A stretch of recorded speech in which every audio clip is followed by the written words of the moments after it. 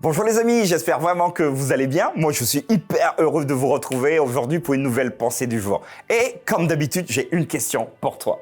J'aimerais te poser la question suivante. Combien d'amis as-tu? Combien d'amis avez-vous?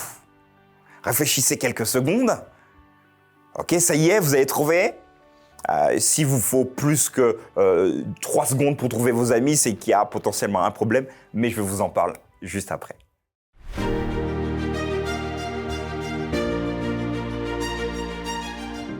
La pensée du jour se trouve aujourd'hui dans Proverbes chapitre 18, verset 24.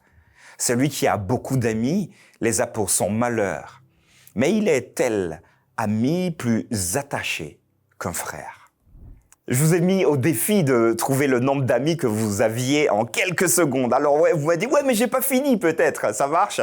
Mais ce texte nous interpelle tout de suite. Peut-être donner également la définition d'un ami.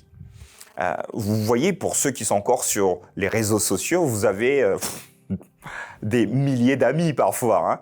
Mais sont-ils vraiment amis parce qu'on les appelle amis? Ou finalement, ce sont des contacts ou des connaissances? Voilà, à vous de déterminer. Combien d'amis avez-vous? Et c'est important donc de pouvoir définir ce qu'est un ami.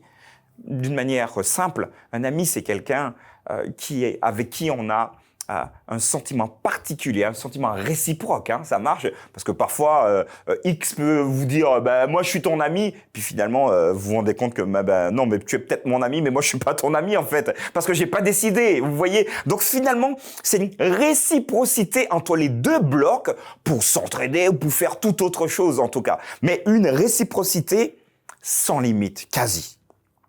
Alors, je vous ai demandé combien d'amis avez-vous? Certains en ont quelques-uns.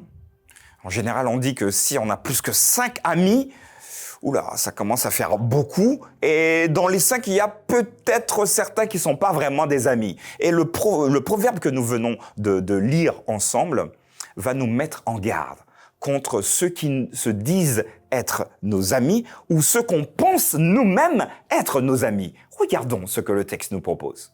Celui qui a beaucoup d'amis les a pour son malheur, mais il est tel ami plus attaché qu'un frère.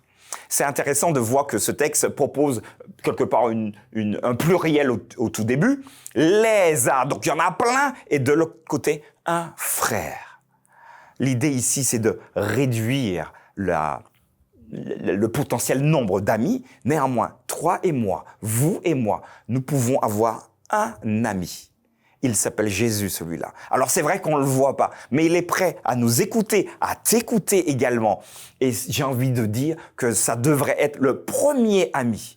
Ça me fait penser à ce chant « Quel ami fidèle et tendre nous avons en Jésus-Christ ». Certains le connaissent, mais vous pouvez regarder sur les réseaux, ça y est probablement.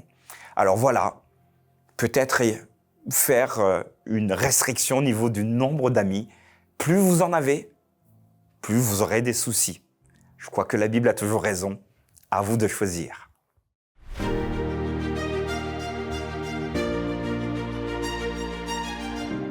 Voilà les amis, je vous remercie d'avoir suivi cette petite réflexion, cette pensée du jour.